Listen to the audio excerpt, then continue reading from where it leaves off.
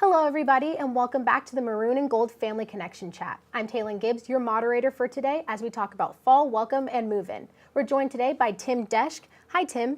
Hi Talyn, how are you today? Good, how are you? Good, thank you. Good to be here. Can you tell us a little bit more about yourself? Sure. I've worked at ASU for the past 31 years. I'm currently an assistant dean in the W.P. Carey School of Business.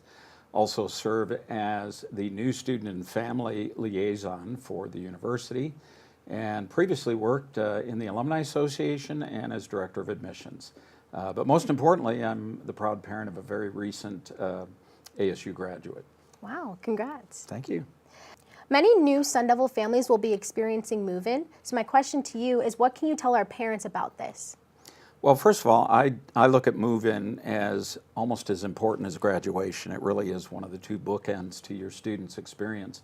So it's important to take full advantage of everything that's available to go through that transition with your student. And there are some wonderful resources and activities and services that are made available to parents and their students during move-in. So as an ASU parent yourself that you said previously, what was your experience like during ASU Move-In? It was a wonderful experience. My son graduated a year ago, so he moved in 5 years ago, which means, by the way, he graduated in 4 years. So just a little message to the parents there. And the move-in was very smooth. There were people available to help. It was very much like pulling up to the entrance to a nice hotel, having people come and get everything, move it to the room, and we did not need to do much. And there were people there to help, to greet, and as I said, many services. And that was 5 years ago. I can only imagine that it's even better now. So you observed housing move-in for quite a few years as an ASU employee. What are some important resources that families could look forward to?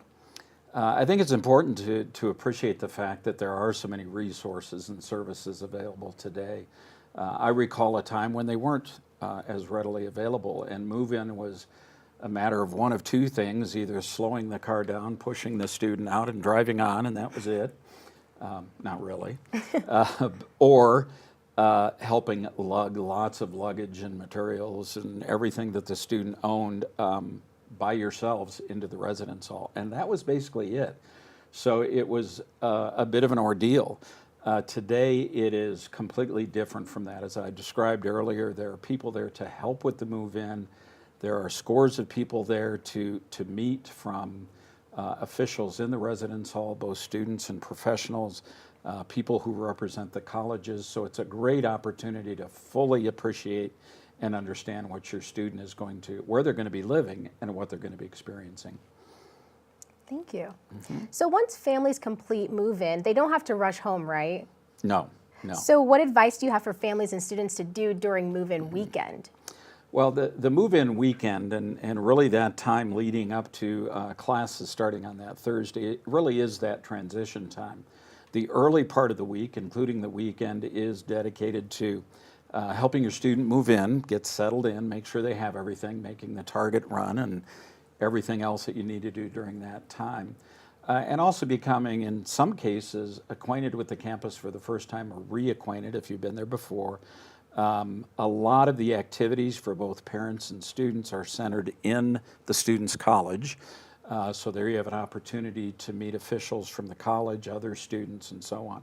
So I would say for the first 2 to 3 days, all of the activities focus on both parents and students, and then it's only after about Tuesday where the parent activities start to taper down a little bit, the student activities start to increase, and that's kind of a good time for the parents to make their way home. That's great advice. What are some ways families can plan ahead with move-in and welcome?